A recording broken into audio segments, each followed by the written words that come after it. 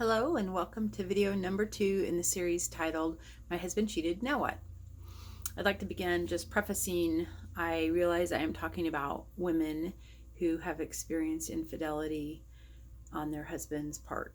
I want to acknowledge that women also commit infidelity and that men are the ones sometimes hurting, and that there are same-sex couples that experience infidelity. I am simply speaking from the women's perspective, one, because that's the majority of who comes to me for counseling, and it simplifies the process to not add a bunch of pronouns and try to figure out who I'm talking to in any given moment. So I hope that if you are a same-sex couple, or if you are a male who's discovered your partner has had infidelity, that you recognize these suggestions and processes can be equally beneficial to you.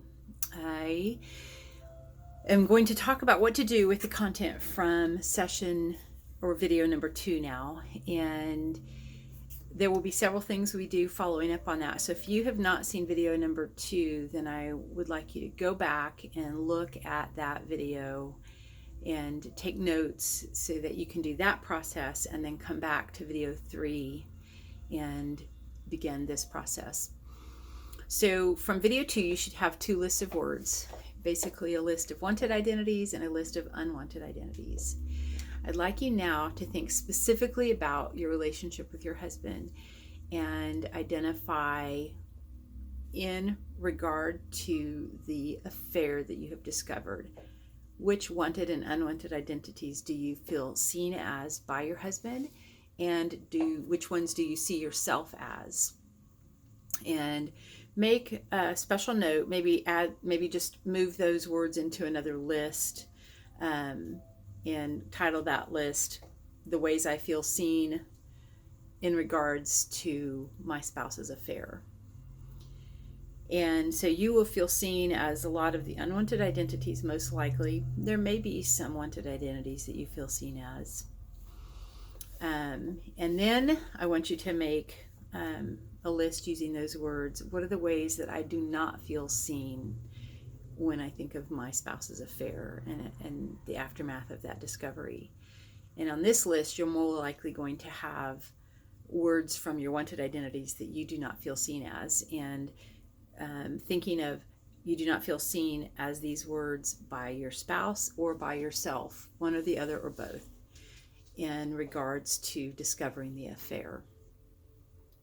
Once you have those lists made, and you're just pulling from the list you made from video 2, you could add some words. There may be new words that come up, and that is fine as well. You're not confined to that first set of lists that you made, because in this process, we're constantly, new realizations and insights are unfolding, and it's not a simple one-step process. Okay, so you look at the list that you made today, and I want you to then start to look at when I feel seen as this word, or when I feel unseen as this word. What is the behavior of my spouse, or what is the behavior of myself that leads me to feel seen or unseen as this word? And you'll do this process for each of the words. And when you talk about behavior, you're also thinking of the words, not just physical actions, but what are the things that are said.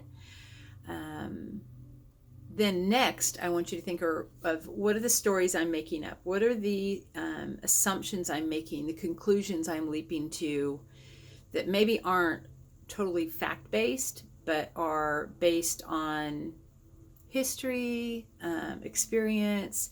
But when you boil it down, it's still an assumption. And we're not judging whether that assumption is accurate or inaccurate. We're just looking at, is this an assumption or is it a fact? No judgment. Then the next thing you're going to consider is when I feel seen or unseen as this word. Again, you're doing this one word at a time. When I feel seen or unseen as this word, what do I do? How do I react to feeling seen or unseen as the different words on my list after this affair? Those actions that you engage in and the words that you use after you feel seen or unseen as different pronouns or adjectives, that you have listed, then becomes basically your shield. It's often a way of protecting yourself. And it probably could fit in the category of flight, fight, or freeze. In relationships, fight looks like angry words, maybe throwing things, all the way to physical violence or sexual violence. And if that's happening, you need to call for help immediately. We're not going to dig deep into that right now, or probably ever. That's not what this video series is about, but I do want to acknowledge that sometimes things become unsafe, and if that happens, call for help immediately. So fight, angry words, throwing things, elevated volume, storming out with lots of aggression, slamming doors. And that is kind of a fight and a flight combined. So the storming out is the flight, but the aggressiveness to it, the slamming doors piece of it, would be more of a fight. Flight looks like leaving the situation, going silent, getting in the car and driving away, running away, spending the night in a hotel, escaping to a friend. And freeze in relationships looks more like people pleasing and peacekeeping. So you shift out of your integrity quite often and begin to do things that you think will appease the other person. So once you identify, these are my behaviors in response to feeling seen or unseen as any of the words on my list, I want you to try to make a decision about, is this more of a fight, a flight, or a freeze response? And that's all you're going to do in response to this. Just begin to gain some insight into how you're behaving.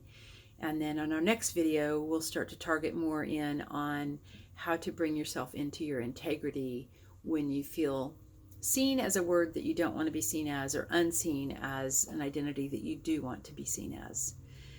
A little bit of a tongue twister, but I hope that you're finding these processes deep and meaningful, not necessarily easy, but they can create a pathway to greater understanding and making grounded, authentic decisions as you are navigating post-infidelity discovery.